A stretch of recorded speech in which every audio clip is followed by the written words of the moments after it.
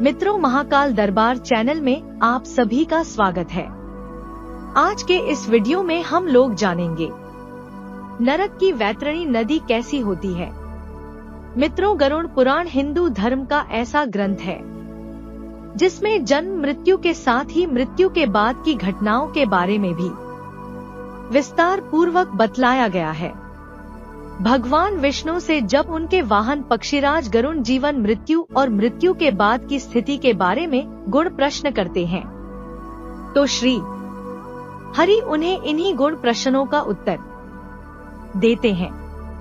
गरुड़ के प्रश्न और श्री हरि के उत्तर की इसी श्रृंखला को गरुड़ पुराण कहा गया है, जो कि हिंदू धर्म के 18 महापुराण में एक है।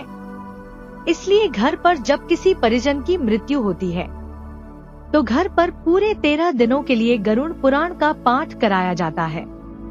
मान्यता है कि इससे आत्मा को सद्गति प्राप्त होती है। गरुड़ पुराण में भगवान विष्णु द्वारा भयानक वैतरणी नदी के दृश्य का भी चित्रण मिलता है। यह नदी धरती लोक पर नहीं बल्कि यमलोक में है, जिसे मृत्यु के बाद पापी आत्माओं को पार करना पड़ता है। यह नदी इतनी भयानक होती है कि इसके बारे में जानकर आपकी रूह कांप जाएगी। गरुड़ पुराण के अनुसार वैतरणी नदी 1 लाख योजन क्षेत्र में फैली हुई है और इसके 4 द्वार है।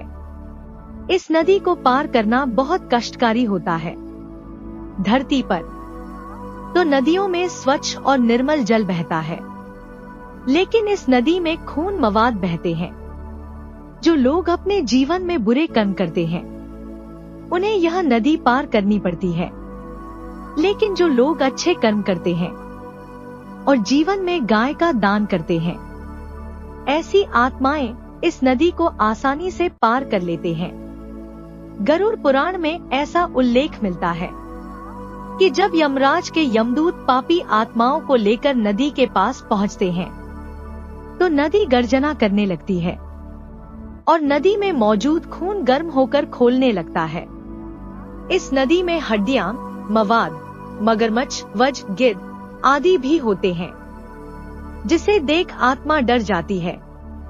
गरुड़ पुराण में बताया गया है कि जो लोग या जिनके परिजन अपने जीवन में गाय का दान करते हैं उन्हें इस नदी को पार करने के लिए नाव मिलती है। ऐसी आत्माएं नाव में बैठकर आसानी से इस भयानक नदी को पार कर लेती है और यमलोक पहुंच जाती है। इसलिए हिंदू धर्मशास्त्रों में गौ दान की बात कही गई है।